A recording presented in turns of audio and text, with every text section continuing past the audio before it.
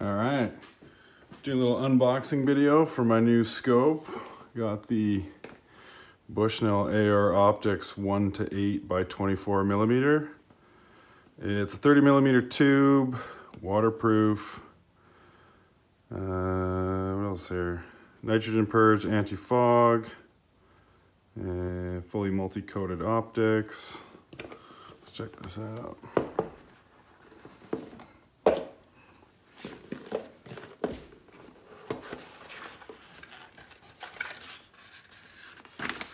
Warranty info.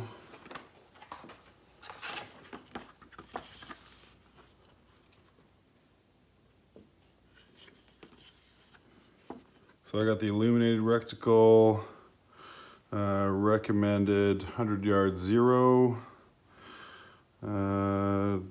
drop down hash marks to 500 yards. It's recommending 223 55 grain to 62 grain full metal jacket. And for full instructions, go to bushnell.com. Super pumped to put this on my rifle. I've got a 223 556 that I've been wanting to get a scope for. Comes with a sticker. Let's check this out.